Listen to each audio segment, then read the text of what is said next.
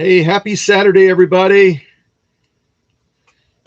I'm going to be getting started in just a little bit. Jodie was having a little bit of trouble finding us, so I'm going to give her a few minutes to do that, and then we'll get rolling.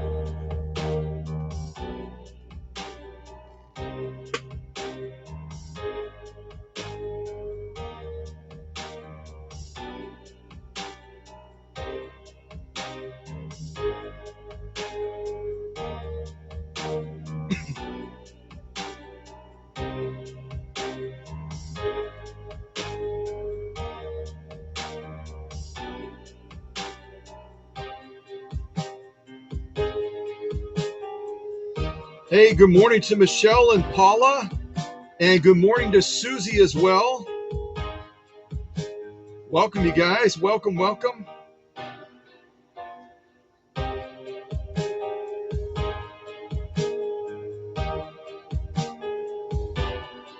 Oh, welcome to the owner as well, Jodie. Jodie found us. Yay!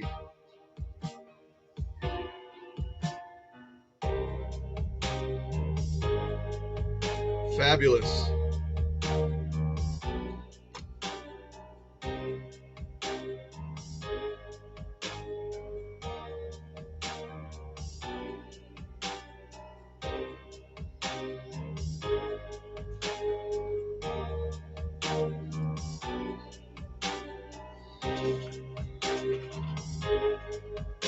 Well, I haven't done progress shots in a long time during a live stream, and I wanted to try to buzz through some of these at least so you could get an idea of where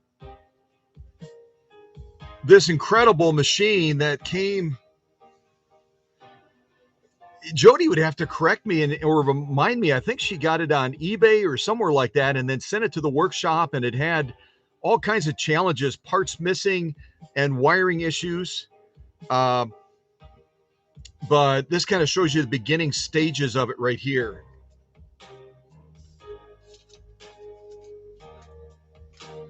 And Jodie is from California, West Coast. So this machine will be going on a long journey home this coming week. Let me read something, and I'm going to bring the music way down. I should also show that in honor of the 4th of July, hold on a second, I do have on something that Paula Noel made me. Seems appropriate for the 4th of July, doesn't it? Yeah. Let's be patriotic. I picked marching music, but I'm not impressed with the marching music yet. So we'll see what happens with that. But let me read a little bit about the story of how this machine that we're going to be looking at, and then also seeing, doing a little bit of sewing. How did it get the name of Cora? How did it get the name of Cora? What is that about? So let me see if I can share that story with you real quick.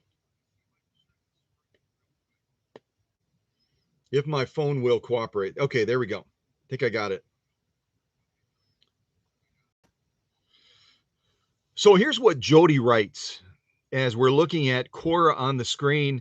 Um, just shortly after she arrived at the workshop. And here's the interesting thing is that Jodie has never seen this machine because again, she purchased the machine on a sales site. And I'm not looking at the chat right now, so she probably typed in there where she bought it. And and now she's going to see the machine sew, and she's going to then receive the machine out there in California and have a chance to actually touch it for the first time. Why is it so significant to touch a machine like this? It's because the story that Jodie tells is that my mother's best friend in the last years of her life was Cora.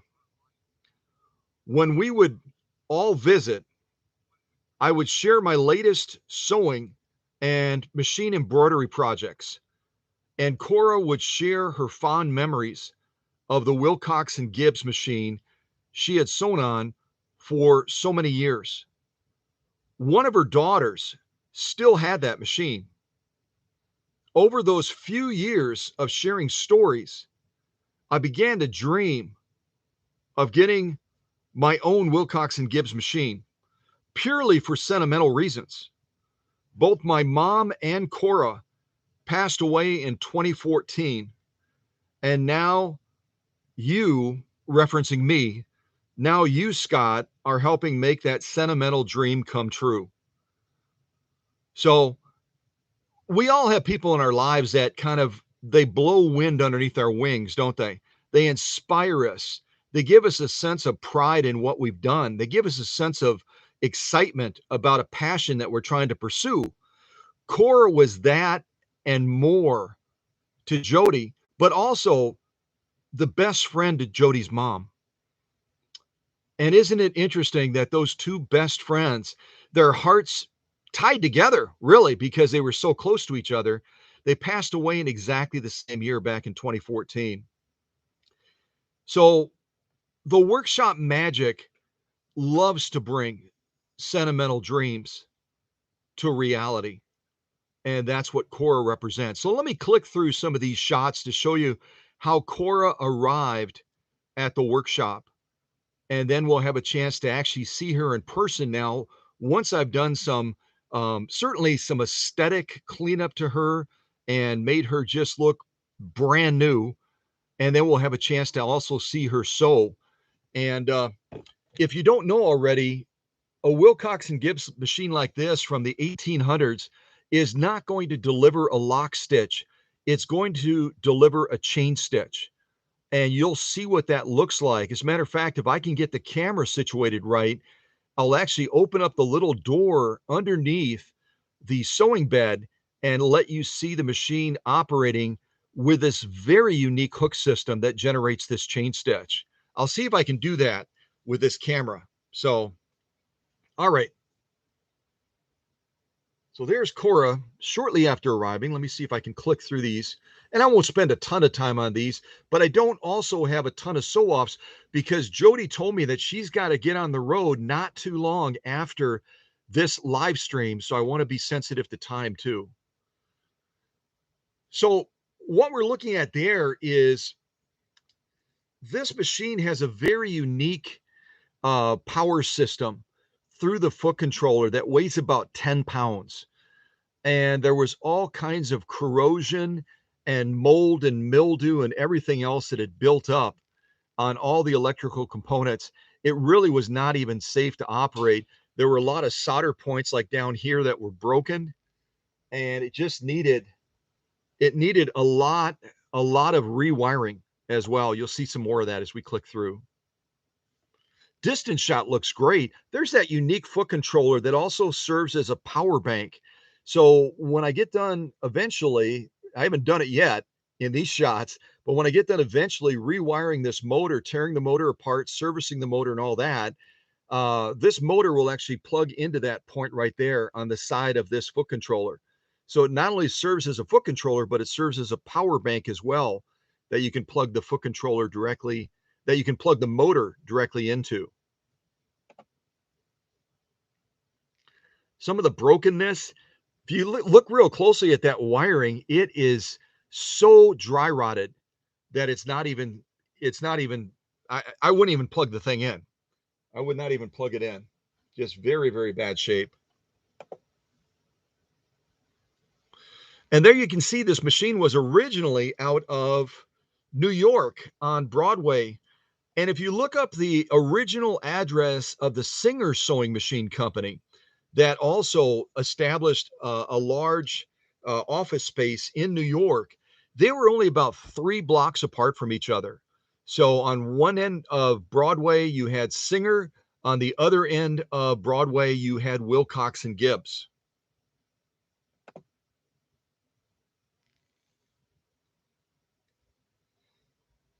Just pause real quick. Welcome to Kimberly as well. And Paula, one of my leaders, has already done that welcome, but I'll say welcome as well. And I think I said hello to everyone else already, so I'm going to keep on plugging. Oh, let me go back. Oops. Hold on a second. So there's a band that goes around the motor, and it gives us a number of particulars. And if you look at it closely, you'll be able to see that this motor was manufactured by none other than Westinghouse. And we've seen Westinghouse and Free Westinghouse pop up multiple times on this channel with different motors and electronic components that they put together. So they also built this motor for Willcox and Gibbs. And there's no amperage rating on this motor, but I can tell you it's going to be probably right around a 1 amp motor, which back in the 1800s, that was like a jet airplane. It's got a lot of power. So there we're looking at the 2 units together. There really was no spool pin up here. I had to fabricate one near the top. That's the really cool carrying case that this machine fits into. You don't have to separate the motor and the machine head in order to fit it into the case. It slides right in there, and then it can be shipped that way. So needless to say, USPS is not going to be happy when I walk in, because my regular containers are big enough, the 18-gallon ones. This is going to be going into almost a 40-gallon tote that I'm shipping out to Jodie out in California. And that's because I'm not going to scrimp on the cushion of space around Cora. I'm going to make sure that there's a huge amount of space with it traveling about 3,000 miles. Well, what basically happens is, if you look at this motor right here, this motor has an output shaft, and it serves almost like a direct drive. It marries up to the tiny little balance wheel right here, and then that motor engages when you push on that really cool foot pedal, and it powers this balance wheel to drive the shaft and all the other mechanical components. The only difficult thing about this design is you've got to get a real good balance between the height and the angle of the output of the motor and the machine head itself. Otherwise, you get a lot of binding. And it's one of those things that even just a slight little bump will throw it a little bit out of alignment. So I've got to be honest in telling Jodie that when it's being shipped, even as well as I pack it, when it gets out there, there may have to be a little bit of adjustment with the alignment of that motor so that it doesn't bind when it drives that force into the balance wheel. But it's the way they designed it. There's a thumb screw that goes into the bottom of the machine head over here and mounts it to this base. And then the motor with the output shaft is mounted to the base, and you just bring the two together. There's some of the decaling on the machine, and you can see it's a little bit chalky. It kind of has a chalkiness around it. The whole machine had a chalkiness, and the colors in the decal patina are kind of flat. They're not bright. They're not pretty to look at. But I think you'll notice that after I got done with Cora, those things have a lot more pop now, a lot more pop. What we're looking at here is the spool pin, and this is actually mounted opposite. This should be mounted going this way. And this didn't work anyway, the piece that was on there, so I had to fabricate one. And then this piece right here that looks like a little tower is actually the auto tensioner on this machine. As you're sewing, this little top piece here goes up and down to release and to apply tension to maintain proper stitching. Really quite innovative for the 1800s. Just showing you kind of the body design of the machine here, some of the critical oiling points on the machine. Lots of oiling points on this chain stitch machine. There's another shot of it. Really quite lovely, isn't it? Even in Cora's rough state, she was a looker. And here you got a really cool medallion right on the bottom of the machine head bed, right here on the edge. And it just, again, just highlights the fact that it's Willcox and Gibbs out of New York. Really quite lovely, isn't it? And here you've got on the needle bed, the bed of the machine itself, it's giving you recommendations depending on the thread you're using, silk, needle, stitch, etc.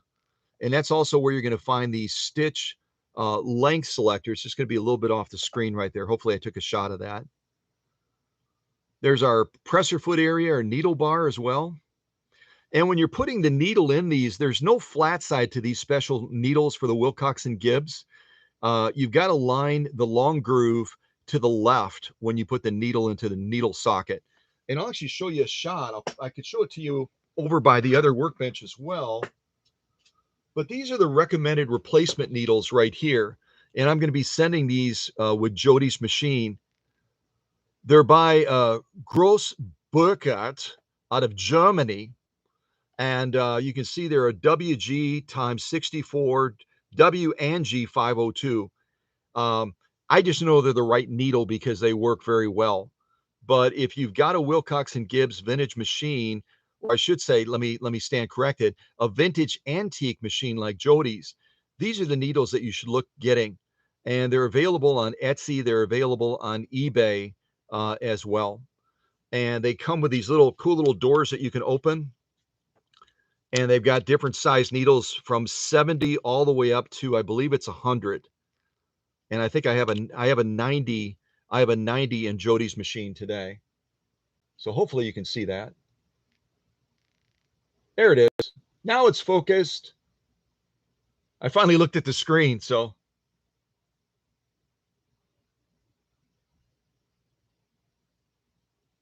Yeah, there we go. So yeah, there's a lot of charlatans out there that are trying to sell specialty needles at ridiculous prices. Shop around a little bit. Make sure you've got the right needle in relation to what I just showed you, and watch out for those folks that are just trying to make a huge buck off of needles that are otherwise available for much less. All right, blah, blah, blah. Let's move forward. So they're right, and you'll see when we get over to Jodie's machine, on the bed itself, the sewing space, chromium area, there's a little window right here. And as you move a little lever down below, you can adjust the stitch length. I'll show you what that looks like. I don't want to show you Cora quite yet, but you move a little lever, and the smallest you can sew on Cora, I'm just going to make sure that I'm correct. Yep. The smallest you can, the smallest as far as let me say that the opposite way. The largest stitch that you can generate on Cora is going to be 12 stitches per inch, where some machines will go down to 5 or 6 stitches per inch. These antique chain stitch machines can only generate a stitch that would be 12 stitches per inch. Hopefully that makes sense. And then you can certainly take it down much smaller than that as well. But that's kind of a cool design to have it right over the window like that. Just more nomenclature information on the plate there. People will contact me all the time, and I think they've contacted some of my leadership team as well, and they'll be looking at the plate information and assuming that's the date of the machine. Most often on plates like this, they're going to have patent information. So don't assume that that's the dating of the machine. Right underneath this bed is where the serial plate is for this Willcox and Gibbs. and there are online sources to look up the date. With Jodie's machine, interestingly, I came up with two dates, and I wrote this down way back when. So way back when I first researched this, her serial number is 12358. And I found one source that said Jodie's machine is 1861. There were 11,257 made. Then I found another source that seemed to be equally reliable that said, no, no, no, no, no, no, no, no. Jodie's machine is 1858, and there was no production group size information. So we will say that Jodie's machine was between 1858 and 1861. We just pick a date right in the middle of there. And that's the thing with some companies, they did not keep the greatest of records, did they? We certainly know that of some of the companies that we've dealt with. Just another shot of the machine. Kind of filthy. Yeah, needed some attention. Top-down view. And the threading on this machine is really, really tricky. And I'll try to cover that in this live stream today. It's also in the book that will be accompanying Jodie's machine back to California. Beautiful design. And these machines were so popular because of that bow style design that they made them into the 1960s. They were that popular. I didn't use any of these needles that came with the machine. I ended up sourcing the replacement ones. So Jodie may decide to use those. Ha! I'm currently unsupervised. I know it freaks me out too, but the possibilities are endless. It pretty much describes me, doesn't it? Yeah. I think we went full circle. That's our wiring. Maybe not. I don't think we have seen all of that. See how it's the wiring is to a point of degrading that it's just, I mean, there's nothing left.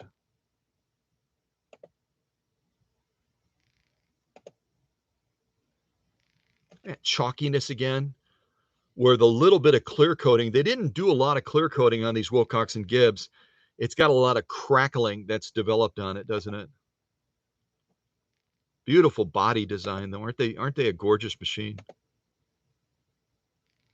More critical oiling points here on the back of the Pittman style arms that go up and down in the sewing process.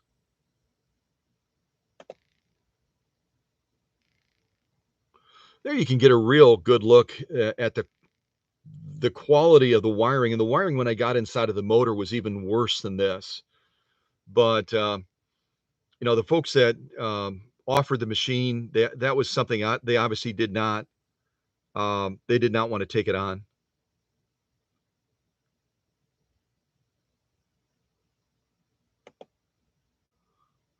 There's even a closer look at it there. And when there's not enough insulation around wiring and it's running voltage through it, it will actually cause that little bit of insulation left to actually melt. And that's kind of what you're seeing here. Is someone had plugged it in and they were trying to operate it, and it actually caused the poor quality casing that was remaining to actually superheat and melt. So it would have been a fire hazard for sure. There's the inside of the motor. We're kind of looking at the commutator. Motor needed a lot of servicing. I don't think it had ever been serviced. See the quality of that? The filth and everything in there. It was just, that poor motor was just gasping for breath.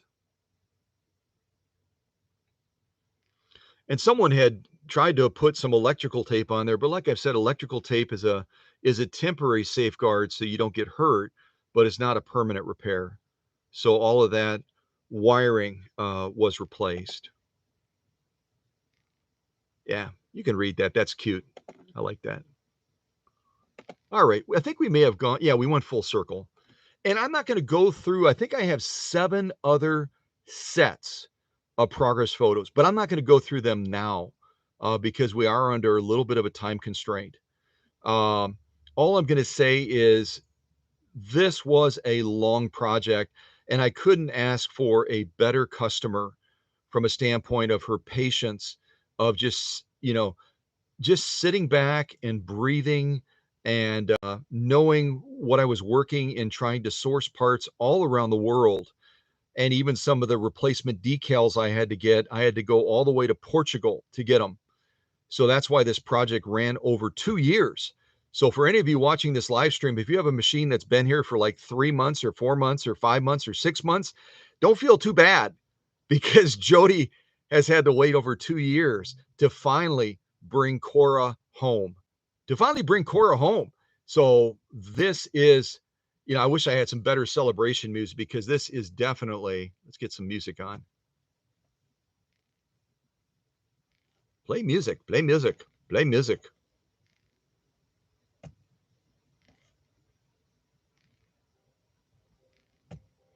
I don't know, for the keyword marching, it's not impressing me with marching music yet. I always think of marching music on the 4th of July.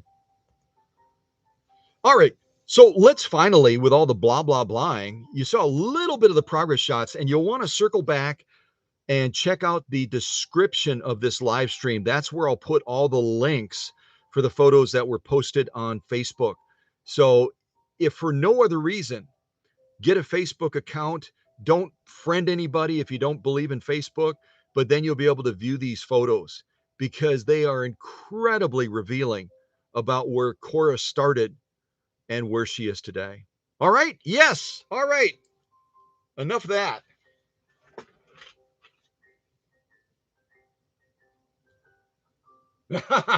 Jodie is so sweet. She goes, I'm celebrating. I'm celebrating. Yes, you are. That's worth ringing the bell over. All right. Let's go over and take a look at Cora. And I'm going to kind of move my rack here.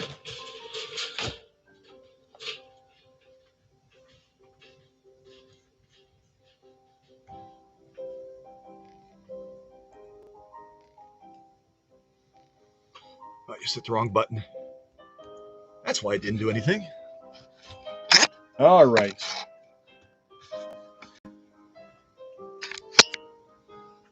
So, this, I'm not even going to show it to her yet. Hold on a second. Hold on. Haha. Because I noticed that there's fingerprints all over the bed from me doing some sew-offs. I know, it's silly. I know. And if you don't know it, a chain stitch machine only uses one thread. It doesn't use two threads. It doesn't have a bobbin case. It has a very unique hook system that allows it to generate that stitch. Okay, now I've delayed long enough. Coming into view is Cora, named in honor of Jodie's mom's best friend that was such a big influence in both of their lives.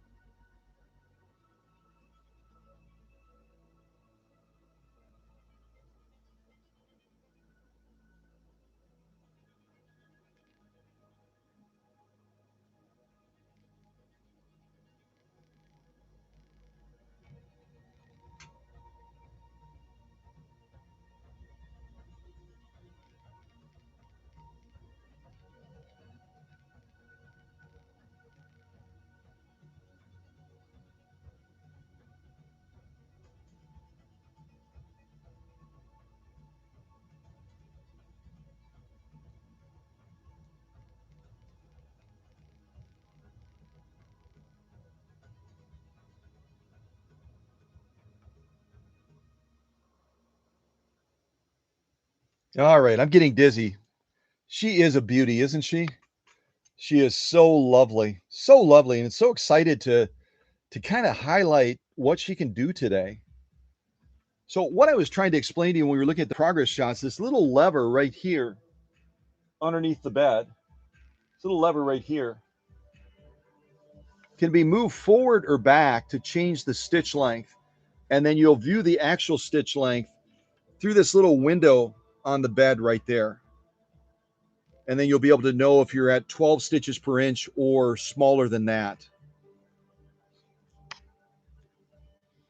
All right, I'm going to put on my other glasses. Hold on one second. And I'll try to go over the threading this machine real quick. And it does cover it in the book, but some people do not have access to the book.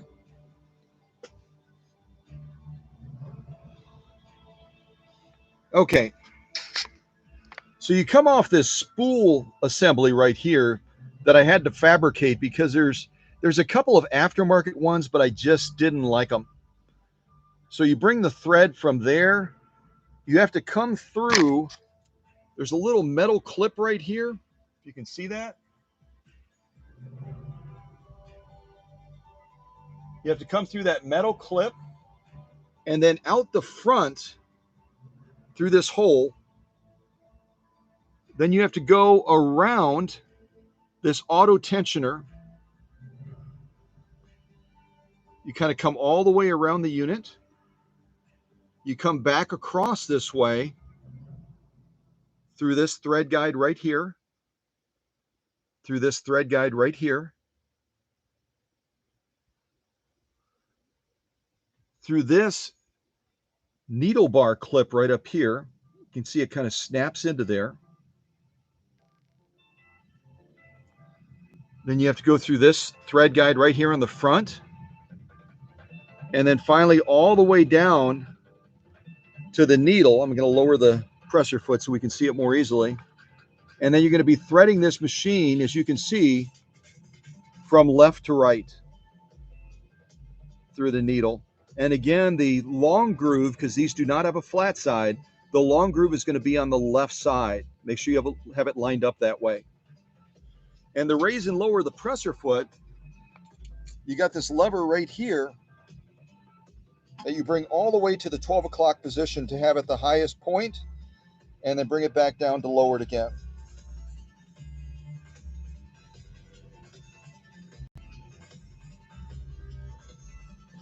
All right. Well, that's a quick run around the machine, sort of. All right. Oh, I'll also show you something else too.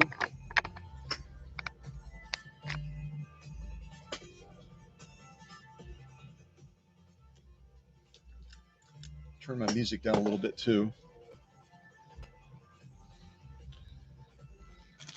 So this mounting base that has the motor on it comes with rubber feet, but typically they're all dry rotted like these were. See if I can show you in the shot. Kind of dry rotted and kind of deformed. So they would not have provided a stable, level sewing surface for Jodie to enjoy Cora. So I searched around and tried to find appropriate replacements. I looked at grommets. I looked at a number of other possibilities. Nothing quite worked, and some of them were too high and some of them were too short, and then you'd have to cut them down. It was just a pain. So then I looked at my current replacement feet like I use on featherweights. Guess what? The featherweight replacement feet that they sell online fit Cora perfectly. So just a tip to anyone out there, if you've got feet like this that are real rigid, they don't have any cushion left, they're kind of dry rotted, they're kind of misformed, they might have little chunks out of them, order some of those featherweight replacement feet and put them on your machine so that you've got a real nice stable sewing surface. Because without that, you don't have much, right?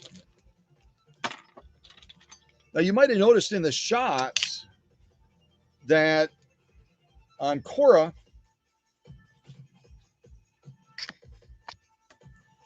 we don't have like a thumb screw release that we can readily loosen to take the needle in and out as we want to change that needle out and to freshen it up. We need a wrench. And the first wrench I tried to use was a metric size, what is this? Size 8. It kind of fit, but not real well. So then I went to my local hardware store here in town and I kind of showed them what I was working with. And they gave me one of these fantastic 7 millimeter wrenches. And it's got the little notches and everything so that it fits around that bolt that holds that needle socket together perfectly without stripping it or chipping it or anything like that. So this is what I would recommend. And this is what I'm going to send back with Cora so that Jodie's able to easily freshen that needle up anytime she wants and not be concerned about, damaging that little bolt. Metal becomes more fragile as it ages. So you've got to be real mindful of that. And this one is notched beautifully. So it just really wraps around that antique bolt nicely. So Jodie will be able to tighten it down real well, but won't damage it. I'll show you the top of it. So if you want to try to get the same sort of thing for your Willcox and Gibbs.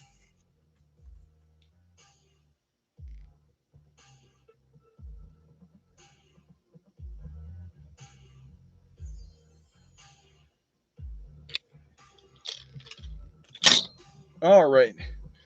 So what I'm going to do is I'm going to turn the camera kind of sideways now a little bit. I'm going to kind of lay it down because I want to show you underneath here where the magic happens. I explained that this is a one thread machine. It doesn't have any bobbin case. You just push on this right here and you can push this open. Oh, by the way, let me go back. That's where our serial number is right there. You can see it. See our serial number? You couldn't read it when I started on this machine. I had to do a lot of polishing, but that's where the serial number is on these Willcox and Gibbs machines right there. I'm actually turning around to look at the laptop, and yeah, it's nice and clear. So when I push this open, you can see that it's got a single hooking system right here that's going to be spinning very rapidly as that thread is being swept down by that needle. And that's what's going to create that very unique that very unique chain stitch. I almost said lock stitch. It's going to create that very unique chain stitch where it almost looks like a catacomb which sews that stitch. You'll see what I mean. And I don't think it'll do any harm if I leave this open. So at some point we'll do a stitch off and then I'll open this door. I'll lay the camera down again. We'll see if you can actually watch it doing its thing. Yeah. And when you get to the end of a stitch line, with a chain stitch machine like this, you basically sew beyond the surface of the material. You sew beyond the surface of the material and you create like almost looks like a little snake tail. And then you have to cut it, clip it, and then you're able to go ahead and resume your sewing again. Yeah, I'll show you what I mean.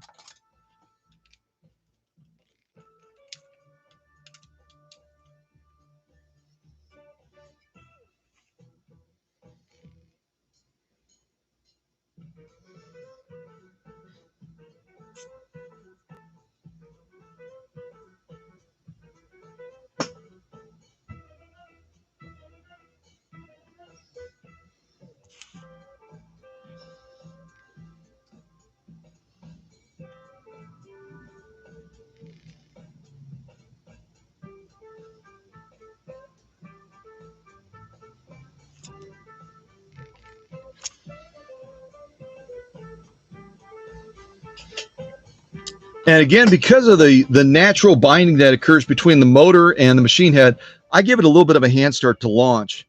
And once she gets going, she generally rolls real well. I'll show you what I mean.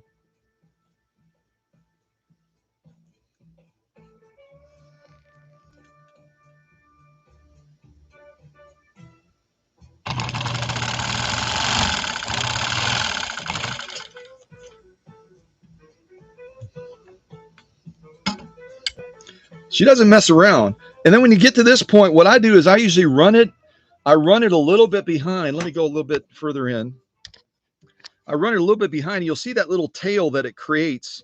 That's the easiest way. There may be somebody out there that has a better way, but the easiest way I found to get that material to feed so you can actually clip it and, you know, get underneath there is just run it a little bit further. So that's kind of what I'm going to do. That's far enough. There we go. See how it created a little bit of a tail, and you can see where it's starting to generate that chain as it's creating that loopiness underneath there. So now at this point, you can just give it a clip. If I can find my clippers. Where did I put them? Finally, a patriotic song after all the gobbledygook. Blah!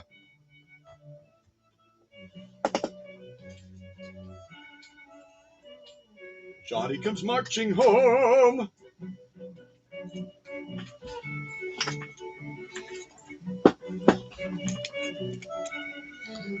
Let's give her a little clip right about there. Isn't it? I'm just kind of show you this. I'll show you this. This is a regular stitch on this side. And again, it's going to be about 12 stitches per inch. Get a little closer even, maybe. Here, let me do this. This is easier. So you can see right there, 12 stitches per inch. It's not going to be as large of a stitch as we normally would see on some of the lock stitch machines. Try to get it lined up here.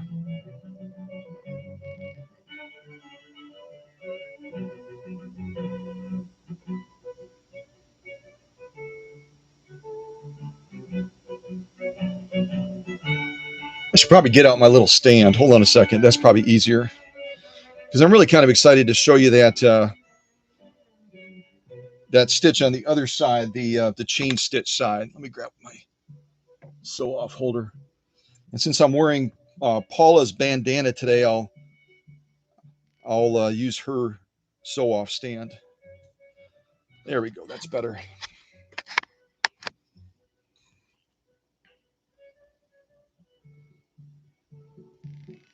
There we go. Now we can see it. Cora stitches beautifully. That's a lovely, lovely stitch. And again, it's using an auto tensioner, like I explained, where as you're sewing, that auto tensioner is going up and down very rapidly to allow that thread to advance.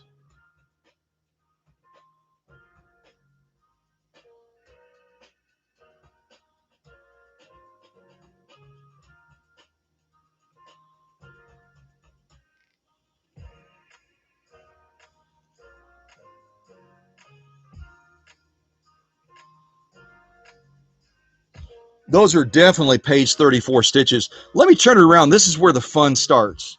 This is where the fun starts. When you see what a chain stitch looks like, you're going to immediately want to get a hold of a chain stitch machine, because compared to a lock stitch that's just like blah, blah, blah, a chain stitch is so unique and so sexy and so gorgeous. It's just like, oh my goodness gravy, I want one of those.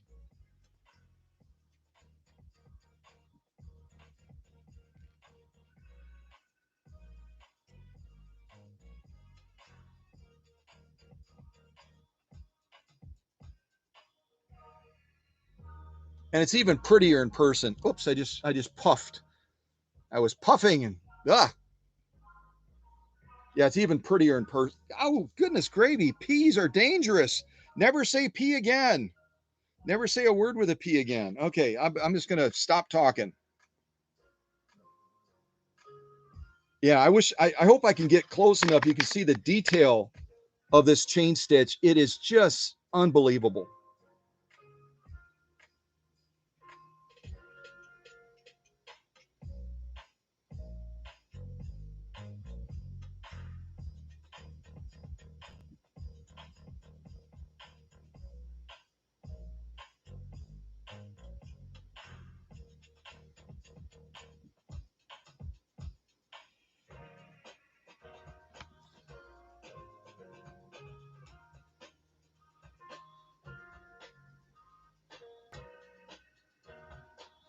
Yeah, the camera's having a little bit of trouble. Let me try facing it this way.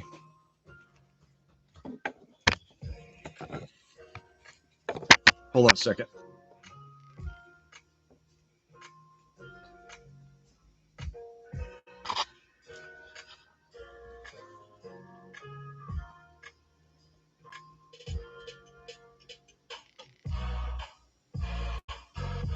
That's a little bit better. Now you can kind of look at that, the intricacy of what that hook system has to do to generate something like that.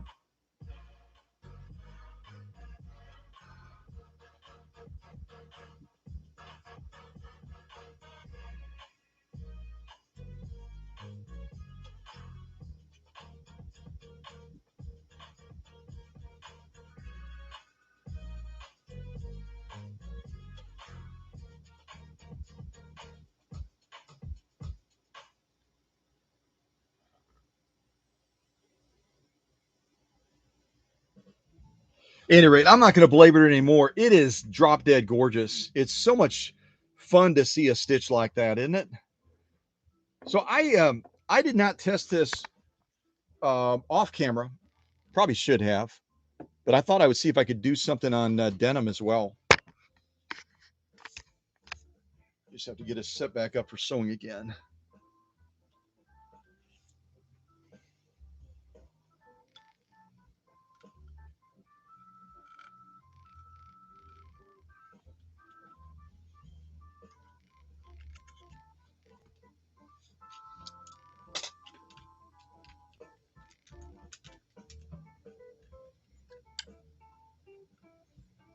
Yeah, it kind of gets caught in the hook a little bit, doesn't it? That's okay. I'll get it out. There we go. And when the take-up arm is at the highest position on this chain stitch machine, then you can go ahead, that auto tensioner will release the thread, so we can go ahead and draw it through again like I just did there. Kind of bring that back. And then this, you just have to kind of work onto that little hook. It kind of just grips it a little bit, doesn't it? Come on, buddy, let go. Let go. We're trying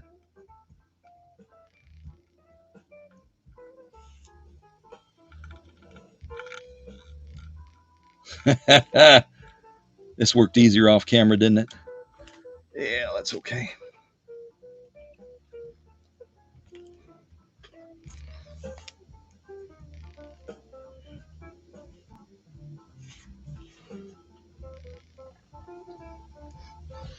Get my little tweezers.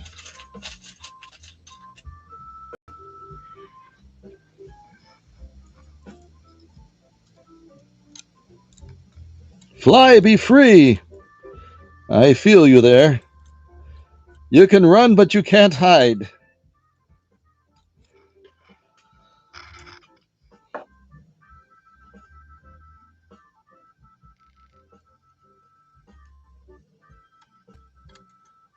Yeah, when I did this before, it just kind of pulled free nicely. Of course, when you get on a live stream, it's got to give you a little bit of trouble, doesn't it? There we go. So that was kind of what I had left. Yeah, when you clip it, it kind of loops around that hook. So you just kind of work it free. You got to be patient. Chain stitch machines were not a rush machine. You just had to kind of, you run that little tail off and then you just kind of give it a clip, and then usually it just pulls out, but not today. So I'm going to see if I can stitch the same thing, but this time actually leave that little door open. And no, I didn't test this off camera either, so maybe something horrible is going to happen. I have no idea. But if it does, I'll fix it. All right, I think you can see that hooking system. Yeah, that's kind of fun. I don't know that anyone on YouTube has ever shown a chain stitch machine operating with this little door open before, but I'm willing to give it a go. That way you can kind of see what it has to do to generate what it generates. All right, so I'm getting that material back in place. And we're going to buzz down and do the same thing. But this time you're going to have the bird's eye view laying on your side, watching what that hook system does. Yeah, all right. Let's see if this works. You never know, right? All right, here we go, Jodie. Keep your fingers and toes crossed. Hey, Rebecca. Welcome. Welcome, welcome, welcome. Goodness, we got all kinds of new people. Andrade or something like that. And it looks like one of the leaders will have to approve that comment. One of the leaders will have to approve that comment that Andrade posted. For some reason, YouTube flagged it. So, all right, let's try this again. See what we get. See what we get, and don't throw. I better clean my glasses real quick. I'm seeing 2 of everything and 1 of nothing. So, all right.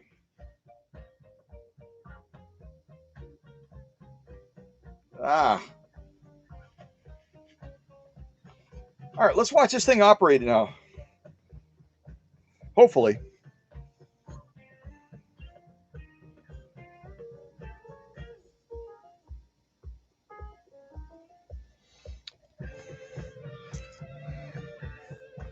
All right, somebody on the live chat, give me a countdown from 5.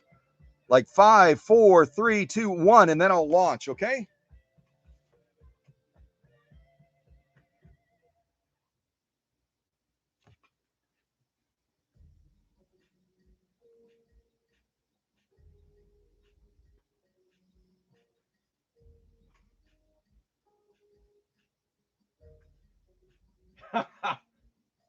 Jodie's cute. She goes like 5, 4, 3, 2, 1. All right, 5, 4, 3, 2, 1. Here we go.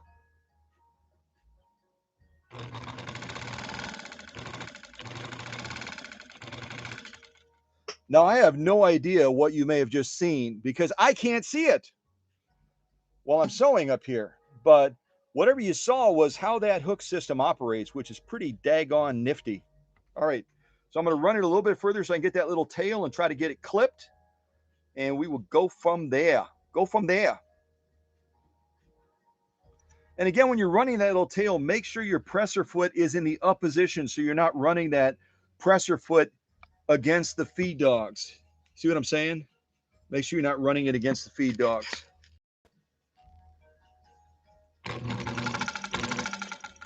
There we go. So you can see we got that little tail again, so we're able to get underneath there and get that thread out of the way and all that.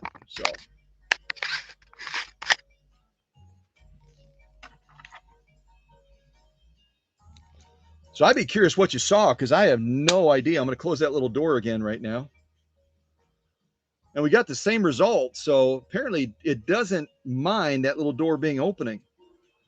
And that way, back in the 1800s, when these machines were rolling out initially, that way a little kid was able to look underneath there and see that machine doing its magic.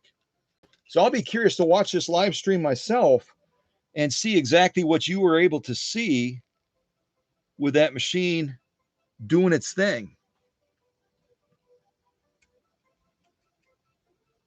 Now look at how easy it was that time.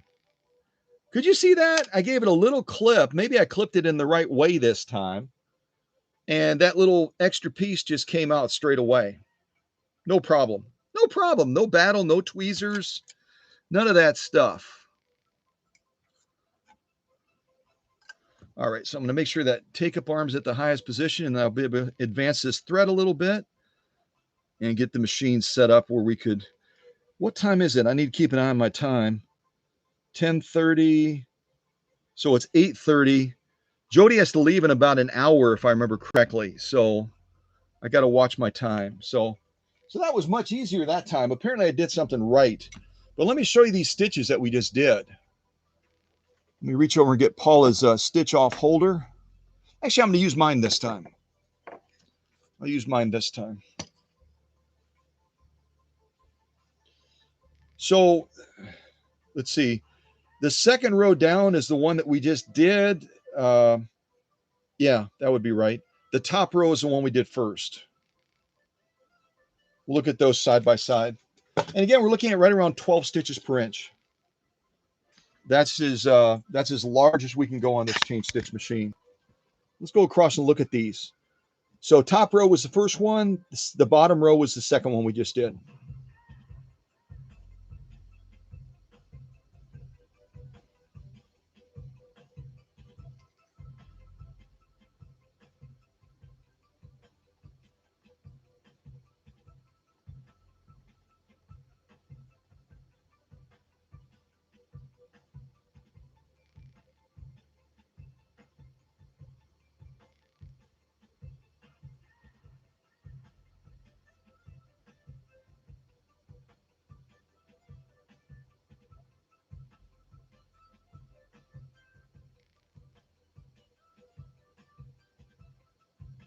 Folks, I don't know what you're seeing, but I'll come out on the totality of the stitches as well.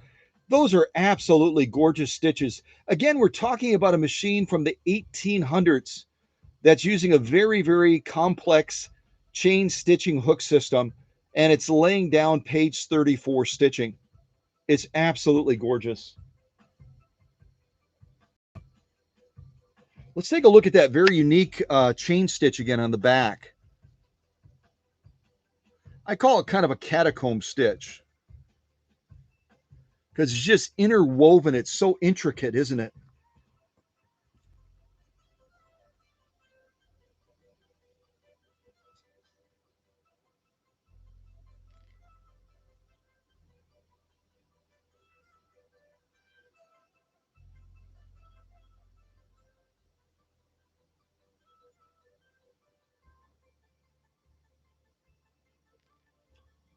You look at a chain stitch like this, and all of a sudden the lock stitch doesn't seem impressive anymore, does it? The beauty of a chain stitch machine when it's operating properly is just unbelievable. Just absolutely unbelievable. Kind of look down the line a little bit on that too, if we can.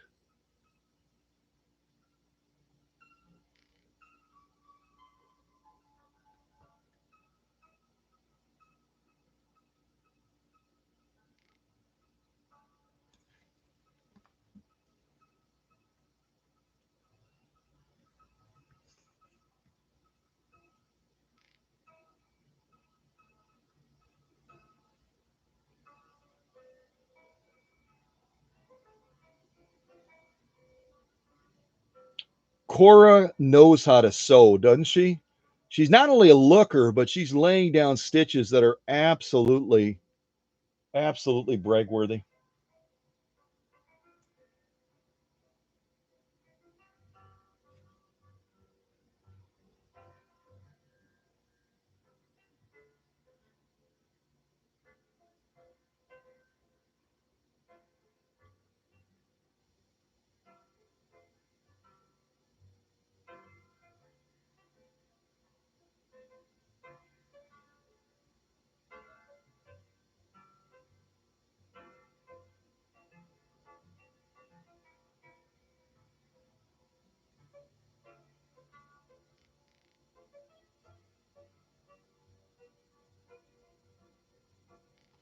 Yeah, even the camera is having trouble capturing the intricacy of that chain stitch, but it is absolutely lovely, isn't it? Absolutely lovely. So we've sewn 2 layers of 100% cotton a couple of times now. I did not test to see how Cora will do with denim, but I really am intrigued to want to try to do it. I really am intrigued to want to try to do it. So we're going to give it a go and see how she manages. I don't know if I should do a single layer. Maybe I should do a single layer. And what I could do, so we can see the intricacy of that chain stitch, is I could go ahead and run it upside down with this part facing up, so we can look at the chain stitch against the denim on this side. I don't know. I think she's strong enough to handle two. Somebody type in the chat, and maybe even Jodie as the owner. Should I do a single layer of denim on Cora? Again, chain stitch machines were not necessarily designed to do heavy duty sewing. They were designed to do garment sewing and decorative sewing. But I think she could pull off two. But I'll leave it up to the owner whether we do a single layer or two. Either case, I don't know of anybody else that does a lot of denim sewing using an 1800 Willcox and Gibbs chain stitch machine. So I think we'll be doing something pretty cool regardless. But I'll leave it up to Jodie.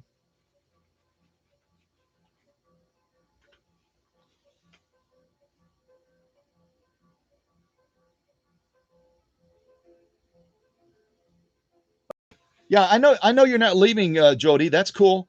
Should I do a single layer, Jodie, or should I do 2 layers of denim with Cora? What do you think?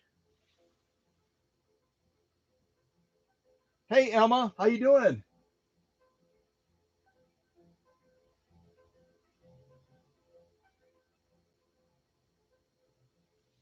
And I don't know if Emma mentioned it because I'm not looking at the chat real close. But Emma's also at work today. And so as she's able to peek on and kind of join the live stream, because we don't see one of these machines very often. These are unicorn machines from the 1800s, especially restored to this level. I mean, Cora is just, she's ready to go to the Smithsonian. She really is. But I'll see what Jodie wants to do as far as the denim.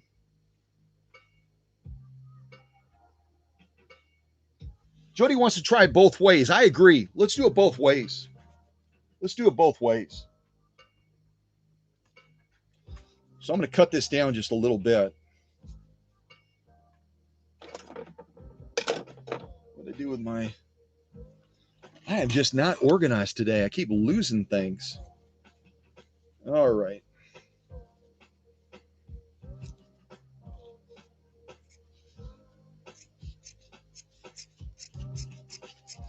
If anybody has a recommendation for scissors, these that I'm using are not super high grade scissors, but they're starting to die. So I need to get some other scissors, because when I'm cutting material, I'm just jagging it and everything. So if anybody has a suggestion for scissors, don't put it in the live chat. I mean, you can put it in the live chat, but send me a message as well. Text me or call me, or send me a Facebook Messenger message and say, hey, Scott, get these scissors. And you guys know I'm real thrifty, so I probably won't spend a ton of money on scissors, but if you've got a pair of scissors that are pretty decent and they're not real crazy expensive, I'll probably get them. Just gonna trim this up a little bit.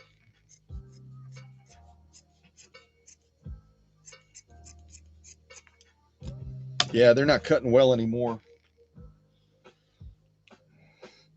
So yeah, I'll be curious to watch this, because I have, when Cora was running and you were actually underneath this bed looking at that hooking system operate, I am so curious to see what you saw, because I have no idea. I have no idea. All right, so we're just going to go for the gusto, and we're going to start out with 2 layers of denim. I'm just going to, you know what, I'll kind of go off to the edge a little bit. No, I'm off to the edge. I've got enough room here that if Jodie wants to buzz down this when Cora gets home out in California, she can do that. I probably, though, no, I'm not even going to, I was going to say I probably should clip it, but I'm not even going to clip it. We're just going to do it. We're just going to do it. Let's be rebels. It's the 4th of July, for goodness sakes. The 4th of July. Okay, so I'm going to get pretty close. Right about there. Yeah, perfect. Yes, yes. All right. So let's buzz down these 2 layers of denim and see how Cora does. I know I should test this off camera, but hey, sometimes you just got to go with it, right? You just got to go with it. All right, let's give this a try. See what happens. Here we go.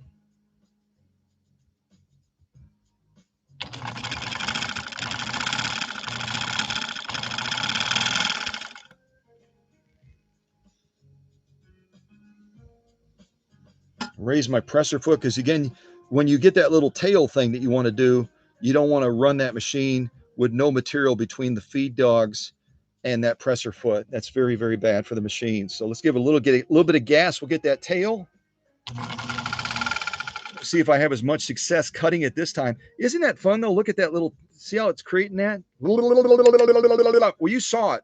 You saw it underneath the machine. So if I kind of pull it tight, you can begin to see that chain stitch coming together right there. Isn't that amazing? It's like a spider web. So if you got one of these machines decorating for Halloween or something like that, you can make your own spider webs using your chain stitch machine right there. There it is. All right, let's see if I can do a good job like I did the last time, because that was so easy. That was so easy. Well, you know what, Jodie, I love Jodie's gusto, because Cora, I'll just show you straight away. She laid down a perfect chain stitch through 2 layers of denim. It's perfect. Wait until you look at it close up. You can see it close up right now. It's a gorgeous, gorgeous chain stitch. Think about the intricacy of that weaving that the machine is doing using that rapid hook movement to take those threads and basically loop them. And it's doing that through 2 layers of denim. 1800 machine. Crazy and absolutely gorgeous. And then we got our top stitch as well. Again, the tension is going to be like the presser foot pressure is going to be automatic on an 1800 machine. So the only thing that you might note, depending on the size of the needle that you're using, you're going to get a gorgeous stitch just like we did here. But you might notice, because we don't have control over the presser foot pressure like we do on most contemporary machines or vintage machines, this antique machine is going to have an automatic bevel push down to apply an even pressure to feed what would normally be cottons or linen type material. So when we take denim like this, 2 layers of it, you'll notice just a slight compression of that stitch. It's going to be just a slight bit stubbier. Not much, but just a slight bit stubbier than it would be otherwise. Yeah. Cora just managed that. Like, what's the big deal, man? What's the big deal? All right, let me set that back over there and see if I can do my thing and have success getting this out again. Oh, we got to bring that needle up. Oops, there we go.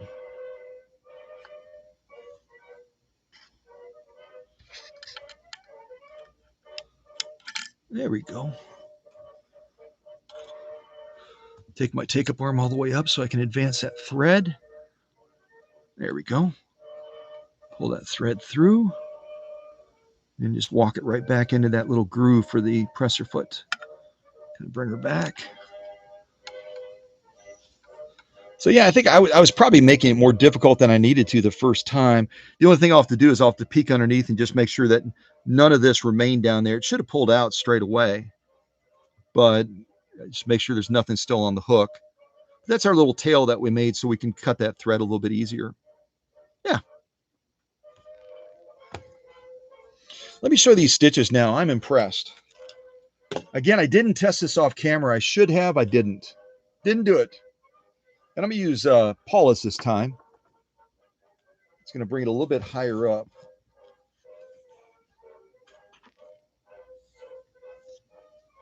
Now we're finally getting marching music.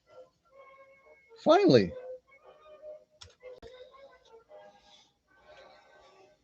All right, so this is our top stitch. That cord just laid down through 2 layers of heavy grit denim.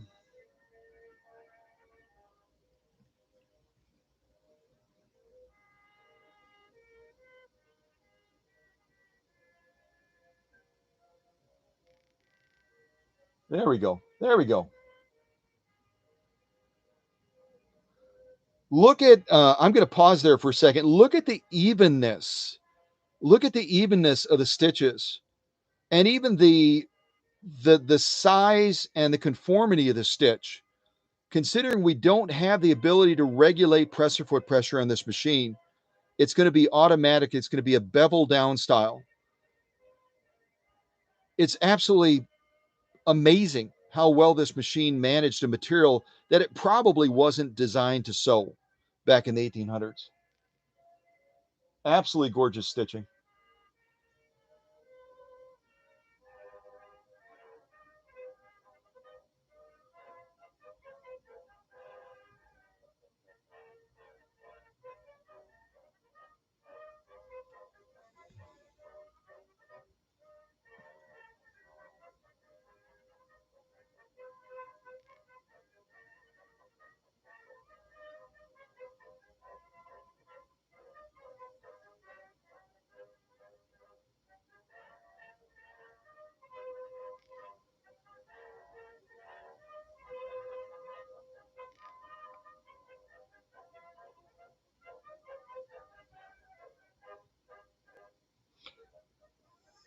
I can't wait to send these samples so Jodie can actually look at them up close. The camera's doing a decent job of capturing it, but these stitches from this 1800 Willcox and Gibbs chain stitch machine through denim, 2 layers of it, is downright impressive. Beautiful stitch quality.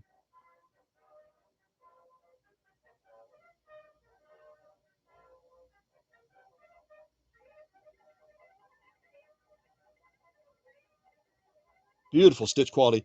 Now, here's the real thing. How did we do on that chain stitch, considering the intricacy of it, going through 2 layers of denim? How do we do on the chain stitch? I think you're going to be amazed. I got to turn this music up. This is fun. Hold on a second.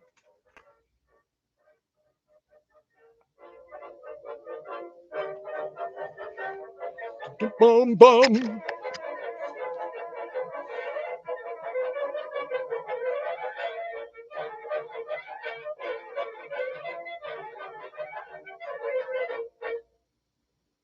That was fun. I'll try shooting it down a little bit like that.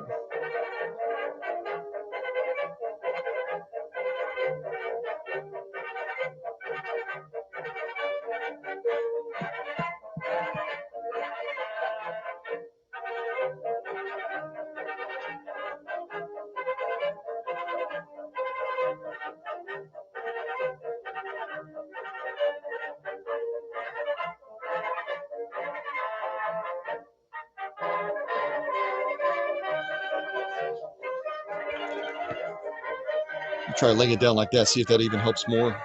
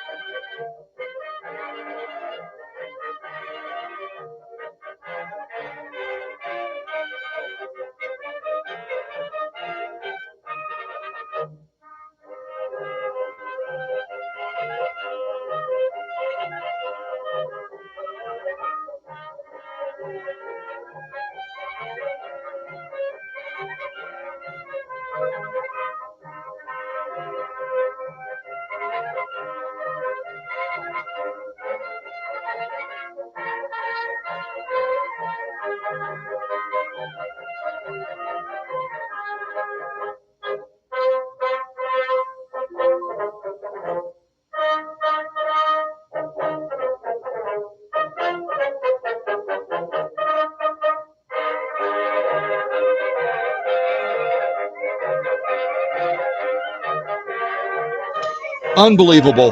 Unbelievable. I'm inclined to start marching any second now. Yes. This is a beautiful 4th of July weekend.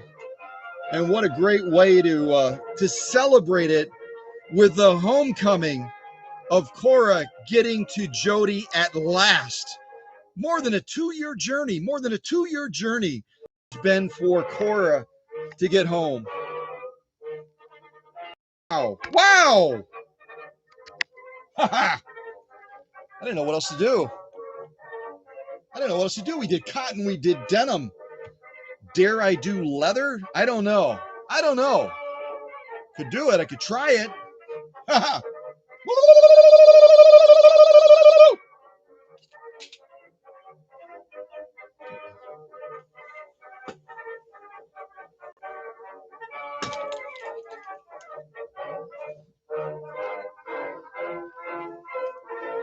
I'm just going to check that hook system real quick.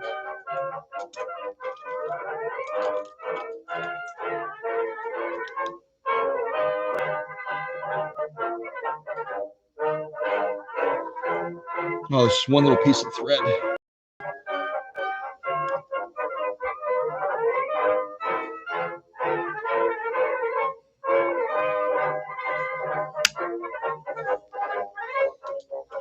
All right.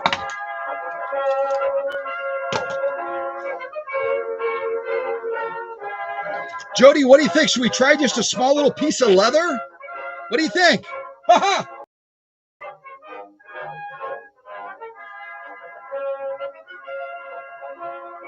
Hey, bro guy, mermaider.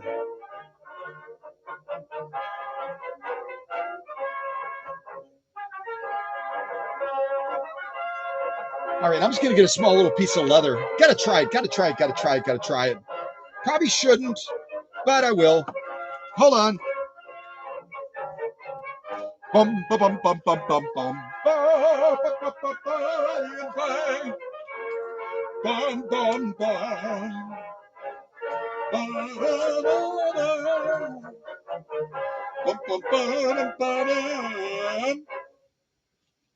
All right.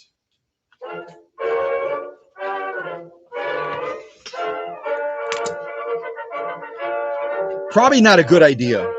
So don't try this at home and don't let your kids do it. But everything else has been such a smashing success that I'm going to try to buzz down and do a single layer of saddle grade leather on Jodie's Cora. I got to try it. I got to try it.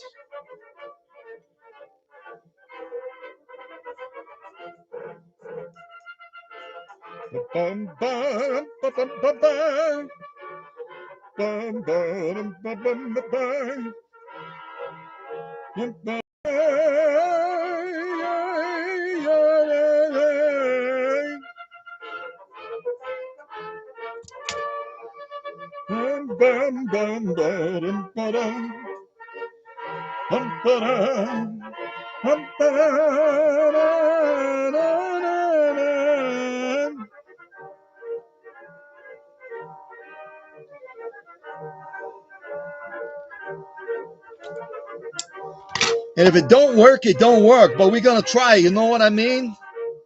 We're going to try it because out in New York, we try things. That's what we do. That's what we do in New York. Yeah. All right.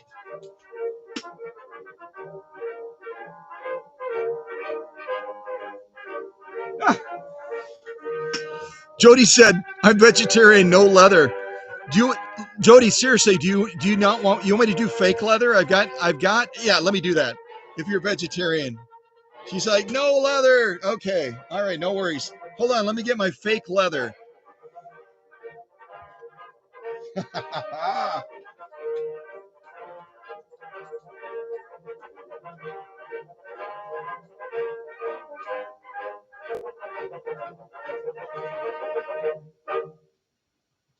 my fake leather.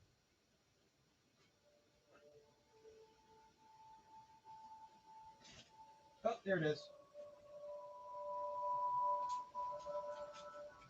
All right, this is Naga hide. It is a man-made. It's a man-made fake leather that used to cover.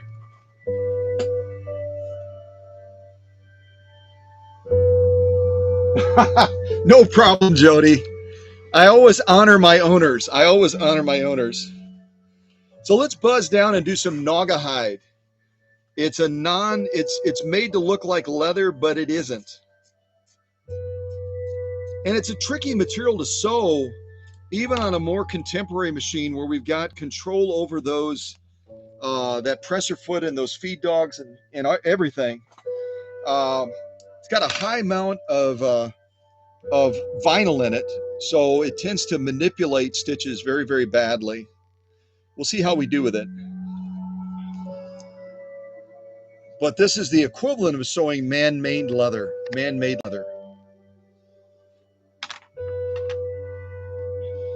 All right, so no leather on Cora. I'm glad that Jodie spoke up, and I'm glad I looked at the chat because I always want to honor my owners. These premieres are about the owners.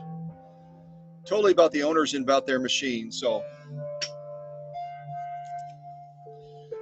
this will be our last sew off. If Cora can manage Naga hide, which has a huge amount of vinyl in it, I mean, that's the cat's meow. That's the cat's meow. All right, Cora, your last sew off, dear. And then you're going to be packed to the hilt to head home to join Jodie as a legacy machine for her family, to honor her mom and also her best friend, Cora. All right, you got this, girl. I know you do. You got this. Our final sew off, Naga hide. Oh, this stuff makes me nervous. Look at the backing on it, too. Look at the backing. Oh, my goodness. You got this, Cora. No fear, girl. No fear. You got this. You got this. I know you do. All right, let's get this done. Here we go.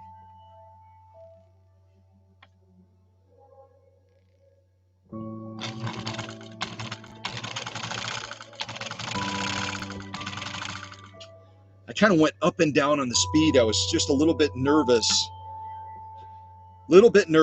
Ah. Oh, beautiful stitching. Oh, you know what though? You'll notice when you look at our chain stitching on the back, because of that vinyl factor, you're going to notice that that chain stitching is distorted.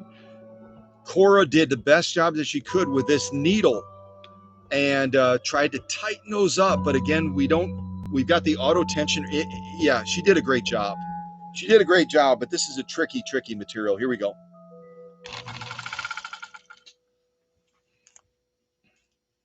Again, I just think that is so cool. It's so cool.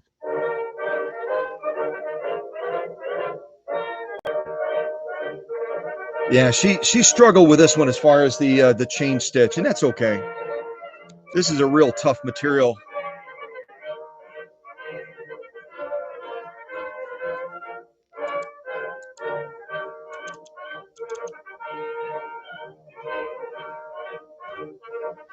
But she laid down a beautiful top stitch. Beautiful top stitch.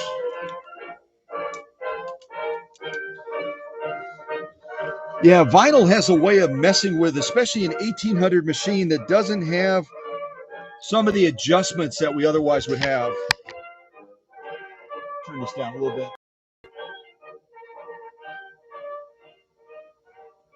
Give that a turn down. And we're going to lay down. I said that this was our last stitch off, but because I set up Cora for a nearly impossible challenge, sewing this Naugahyde with all of that vinyl and that backing on it as well. We're going to finish off. We did 2 layers of denim already. We'll probably do denim one more time, and that'll be our final sew off, because I don't want Cora to end feeling a little bit defeated by this Naugahyde stuff. But you know what? It is one of the worst materials to sew. All right, let me get this focused. Hold on. Almost there.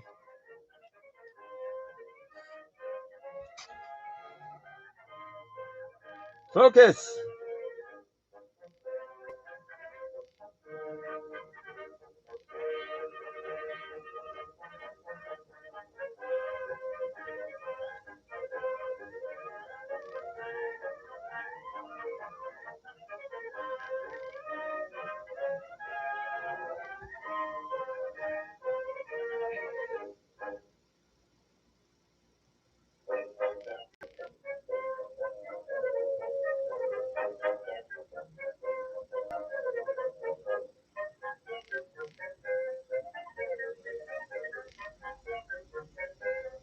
So Cora did a brilliant job of managing this top stitch, which is going to be a hook function on this machine because it doesn't have a bobbin case to regulate tension. You know what I mean?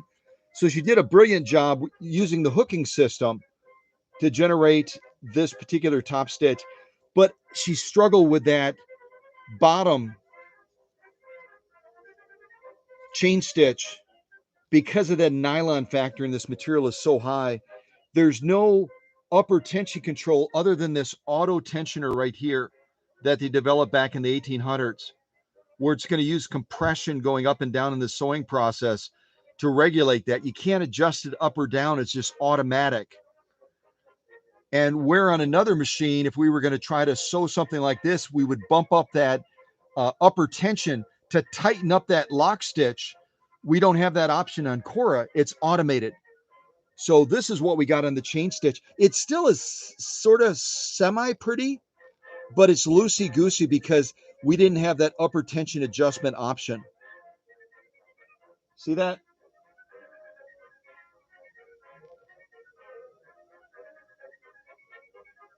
And that's what happens with nylon materials. They tend to manipulate stitches. On more contemporary vintage machines, we've got adjustments we can make. We don't have that option on this antique machine. But she sure gave it a go with all of that vinyl in this Naugahyde. Very, very good effort. Very good effort. And a beautiful page 34 top stitch. Absolutely gorgeous. All right. Let's give Cora victory as we wrap up this live stream. And I'm looking at my time, 11. Yep. Jodie's got to leave in about 30 minutes. So this will be our final sew off. I keep saying final, don't I? Yeah. I know. We get together and I love being with you guys so much. I'm like, I don't want to stop. All right, let's bring that needle up. So we can clip that thread.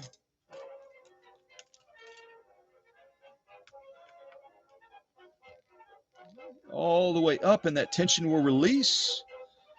I can grab that little thread. There we go.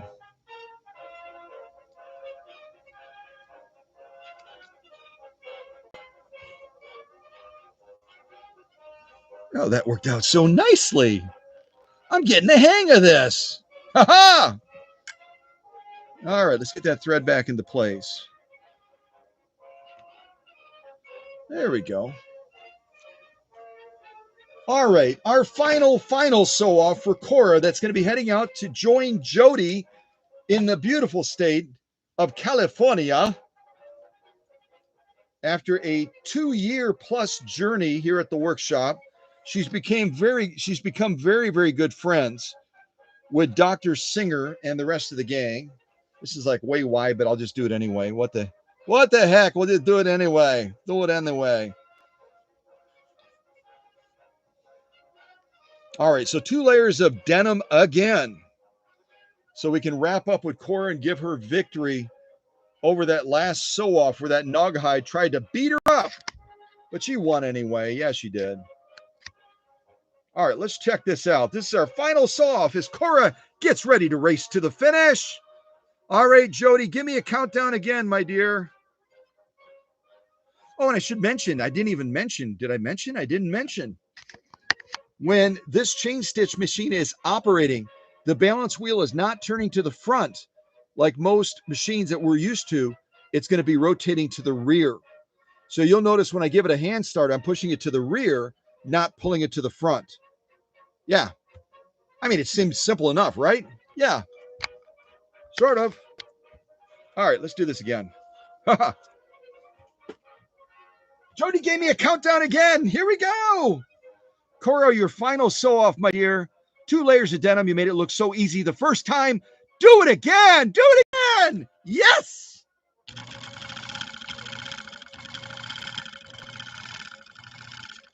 I'm like going up and down, up and down, up and down, up and down, up and down, up and down. So the pressure foot is up now. Now I'm going to give it a little bit of a whoop, whoop. Yeah, and then we get her look at it. Ooh, I love it. Look, Mom, we made spider webs. Look, Mom.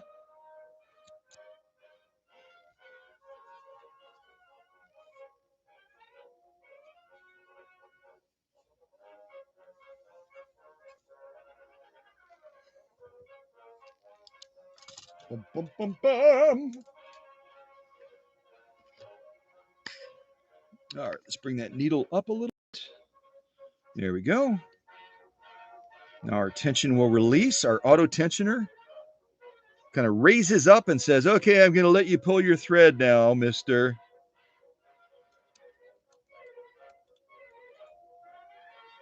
There we go. Almost got it.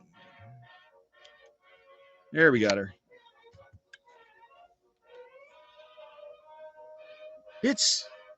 Cora's getting used to us working together. I mean, she said, okay, I'll let it go. I'll let it go. I was kind of hanging on to it, but I'll let it go. It was so much easier than the first time. I had everything but a jackhammer out to get that first one out. It was like Jiminy Crickets. All right, there we go. So this is our byproduct right there. You can kind of see the loopiness. And that's kind of what we got when we did that Naugahyde, isn't it? But if you sew cotton or silks or satins or linen or whatever. Oh, wait, our national anthem. I got to turn this up, you guys. I got to turn it up. It's the 4th of July, for goodness sakes. Hold on. What did I do? I hit the wrong button. No, no, no, no. No, no, no.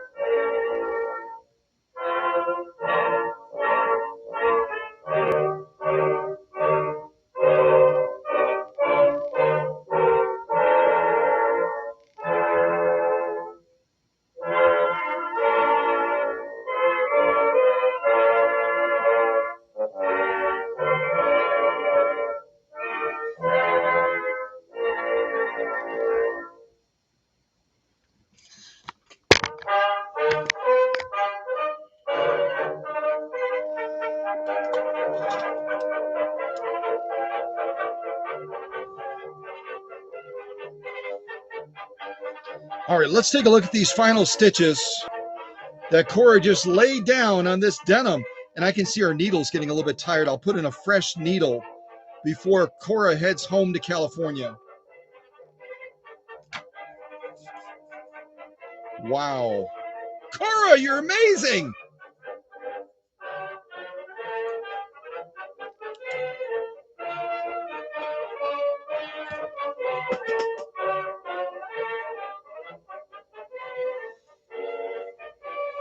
All right, we'll do this one right up by Cora's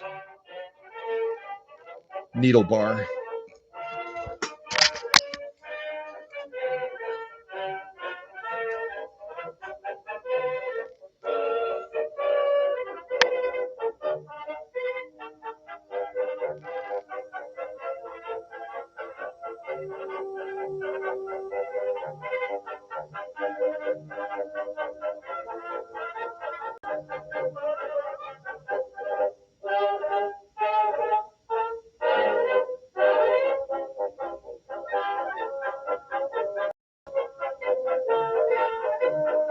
Beautiful stitching again.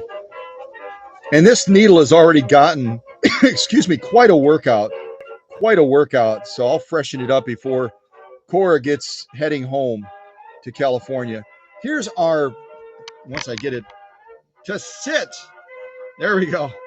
Here's our beautiful, beautiful chain stitch that I'm in love with the chain stitch. I don't know about you, but I think it's just spectacular. There we go.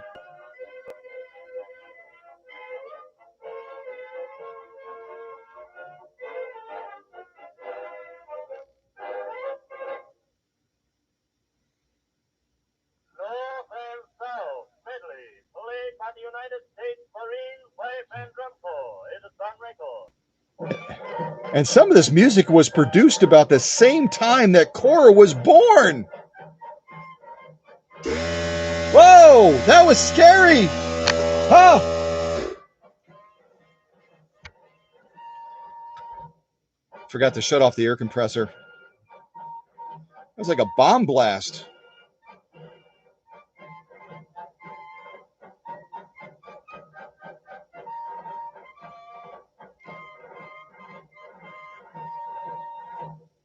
All right, I'm just going to lay this. It seems like when I lay it down, it's easier to see it. Maybe it's just me. All right, let's do it this way.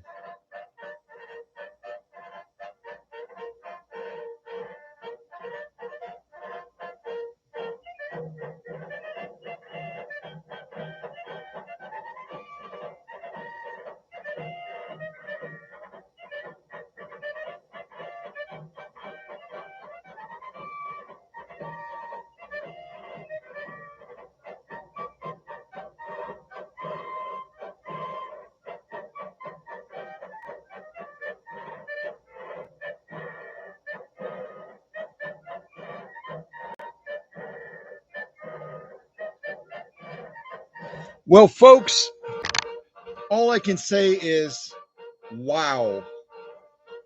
Cora has demonstrated her beauty, her elegance, her grace, and even her power as we've gone through all of these sew-offs during this live stream for Jodie out of California today. We started with this 2 layers of 100% cotton. We went through 2 layers of denim with a little bit of trepidation, and yet Cora did it without even a hiccup. We then did this Naga hide, and then finally we wrapped it up with some more denim, laying down beautiful page 34 plus stitches on this magnificent 18, depending on who you believe, 1861 or 1858 Willcox Gibbs chain stitching machine. Yeah. So Jodie, thank you so much for your patience as we went on this long journey together. And finally, Cora is heading home. So let's wrap this up. Yes, I've got a bandana on. I'm rocking my bandana that Paula Noel made for me. a while back. She made a bunch of other ones for me too.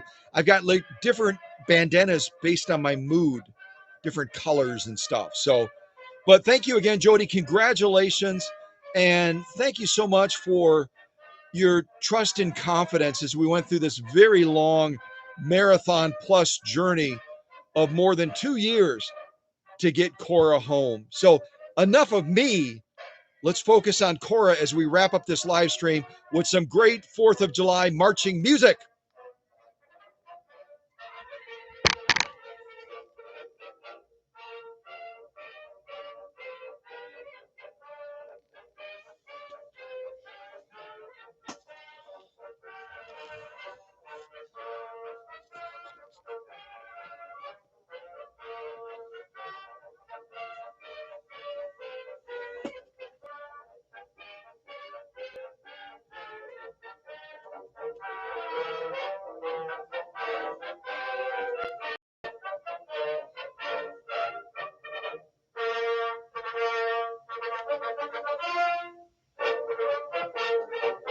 Hey, welcome, Joelle. I didn't even see Joelle had joined. Always good to see Joelle here as well.